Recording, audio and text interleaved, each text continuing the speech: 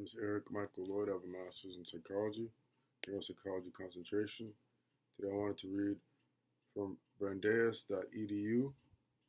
Brandeis was a Supreme Court justice in the early to mid 21st century, 20th century, and he was big on privacy, but it says that he foresaw privacy problems. This one is titled "To Be Let Alone." So that's another right, a U.S. citizen right that we have. As all Americans, actually. It's titled "To Be Let Alone." Brandeis foresaw privacy problems. What would the privacy law champion make of surveillance programs like PRISM, PRISM? This was written Thursday, April 17th, 2025.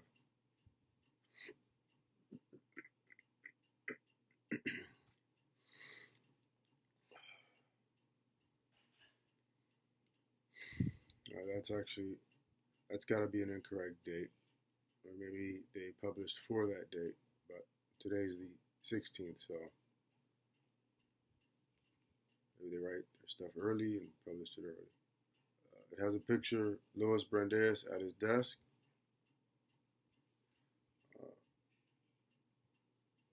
By Leah Burrows. There's another picture. Louis Brandeis looks out of his office window, circa 1890. In that picture, Lee Burrows, his picture was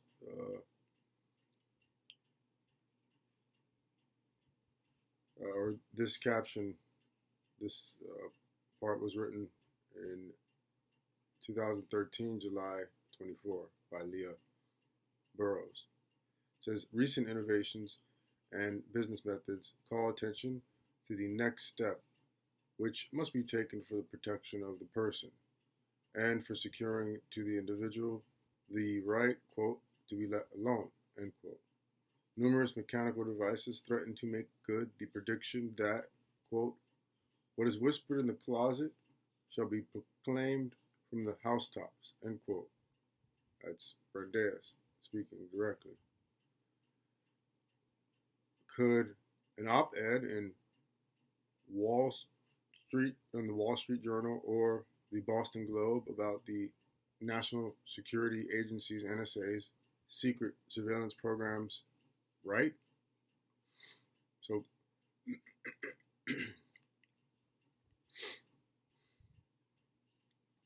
he's throwing out options. Could it be an op-ed on the Wall Street Journal or the Boston Globe about the NSA secret surveillance programs? Right? He asks a question. Wrong, he answers. Rhetorical question. A 34-year-old Boston lawyer named Louis Brandeis wrote these words 26 years before he would join the Supreme Court. The invention he referred to is the portable camera and the business methods, celebrity journalism. Brandeis and his law partner, Samuel Warren, published, quote, The Right to Privacy, end quote, in the Harvard Law Review in 1890, where it became the first major article to advocate for a legal right to privacy. Nearly 30 years later, in 1928, with the population of the telephone and with the popularization of the telephone and the invention of wiretapping. I'm sorry, the words are a little small. I don't have them big and bright, and my screen isn't that large. And I like to read it at first take when I read it. There's no polishing. It's just me.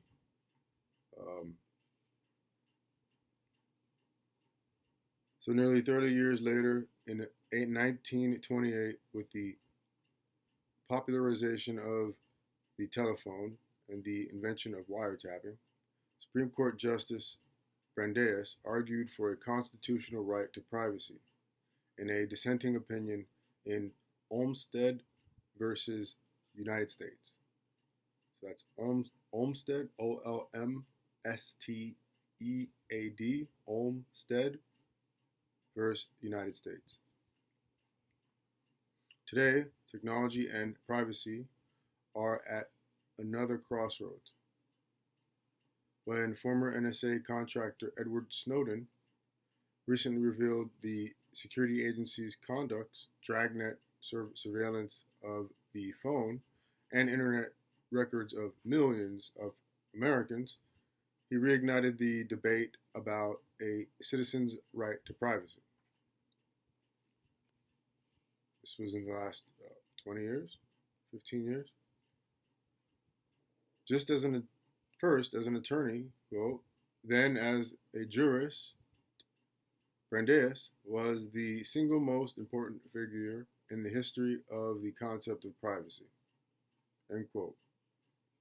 Says Steve Whitfield, the Max Richter Professor of American Civilization. Brandeis became the first justice to interpret a constitutional right to privacy in the Fourth Amendment. So before Brandeis, there wasn't that interpretation that existed. Or it probably wasn't fully fleshed out.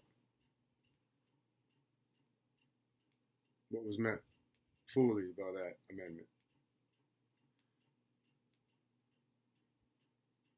So that's what Whitfield says.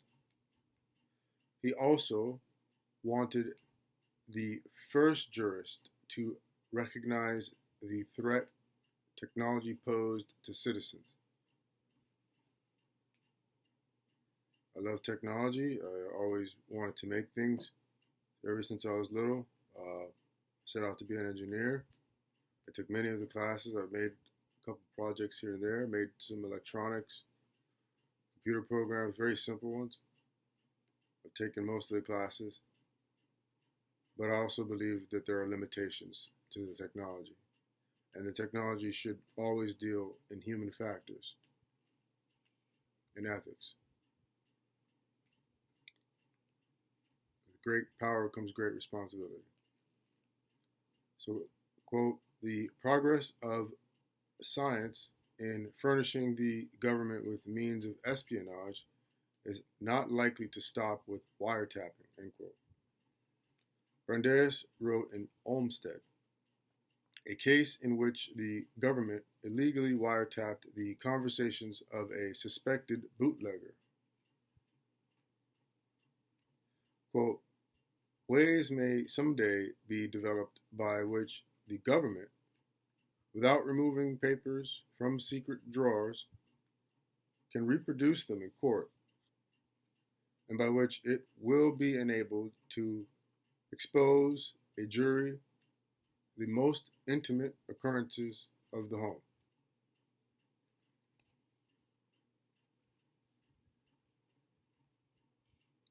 So I think that Justice Brandeis was saying that I'm not sure the law is supposed to work quite that way.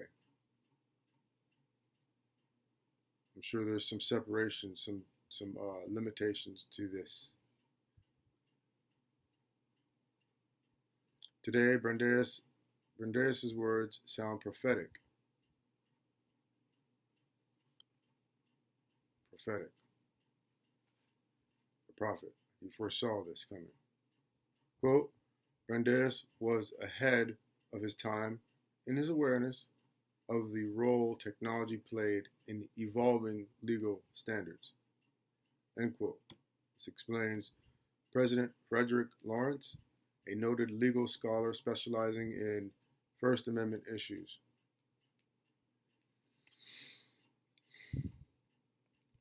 It's difficult to speculate how Brandeis would respond to the NSA's massive electronic data mining program known as PRISM, PRISM. On one hand, Brandeis would want to protect citizens from intrusion. Quote, he would be concerned about the accumulation of data that might be used to compromise individual privacy. End quote. That's what Lawrence says.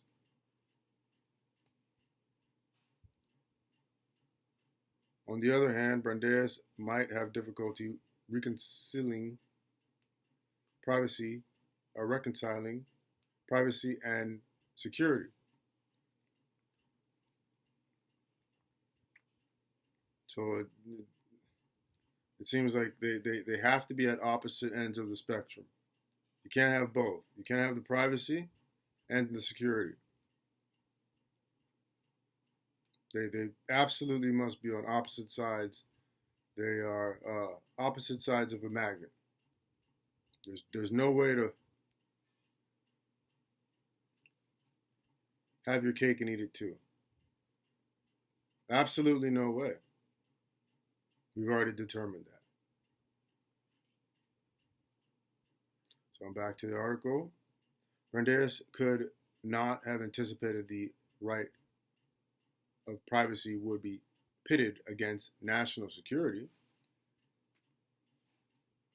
and the challenge of terrorism, Whitfield says.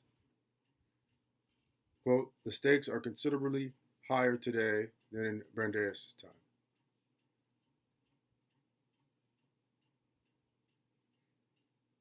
I don't like thinking about being bombed or stabbed or running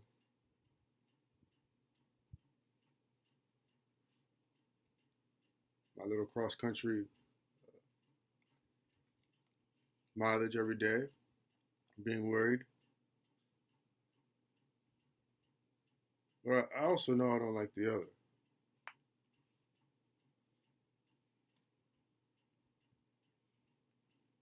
And I hope that I don't have to afford myself any extra risk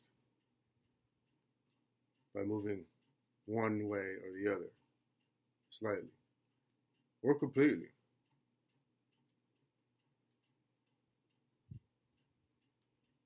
Well, back to the article. Also, the expectation of privacy has changed since Brandeis' era, Lawrence notes, thanks to Facebook, Foursquare, Twitter, and other social media sites. Today, many people voluntarily and actively give up their right, quote, to be let alone.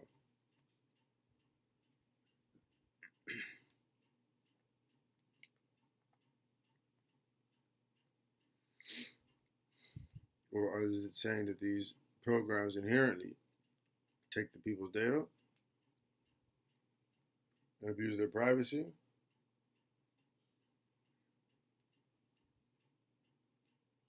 Doing whatever the companies can just to survive the legal battles and that the authorities will bring them?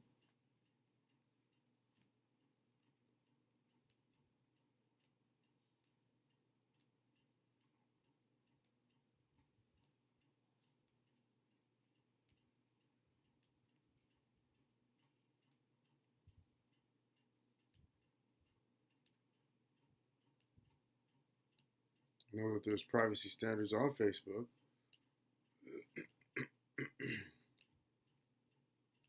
How do you know if they're being followed? I guess it's like Google. You gotta wait to see if somebody's logged in, and maybe Google will tell you. There was a login over here, maybe. Was that you?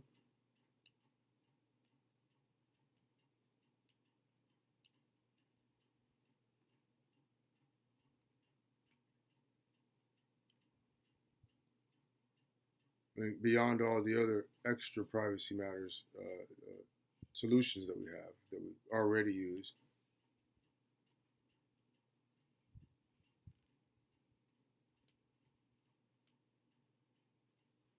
Back to the article, it says he would have a hard time in the internet age.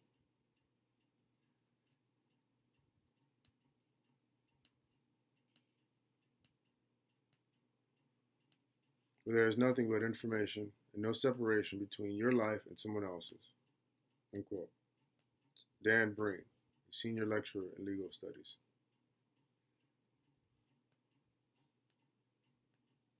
What is certain, however, is that Brandeis would have welcomed a robust debate about privacy in the digital age, says Breen.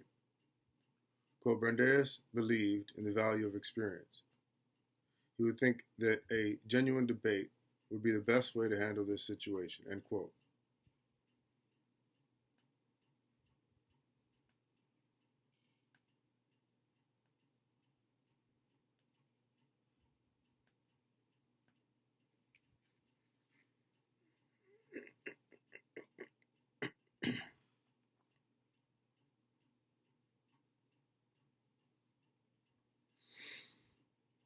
I want to feel safe, but I don't want to feel like I'm infringing on anyone else's rights either.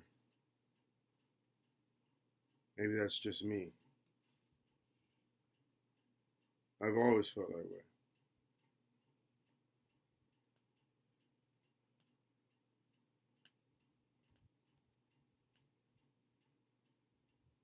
I feel like if you have to infringe on someone else's rights to feel safe, then you're probably, not somebody I want to hang around.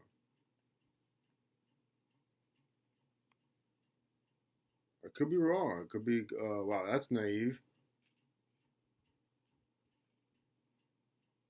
No, I probably just don't want to do it. If there's that much fear, then there's enough space on this planet.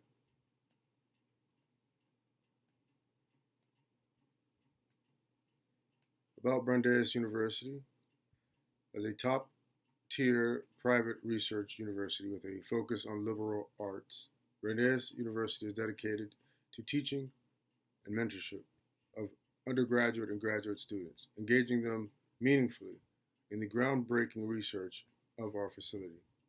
Founded by the American Jewish community in 1948 as a non-sectarian institution at a time when exclusionary practices prevented equal access to some of the nation's best universities, Brandeis has always welcomed talented students and faculty of every ethnicity, religion, and cultural background. Our 235-acre campus is located in Waltham, Massachusetts. That's a massive amount of land, huge amount of land, in the suburbs of Boston, a global hub for higher education and innovation. This is Eric Michael Loyd. I have a master's in psychology, neuropsychology concentration.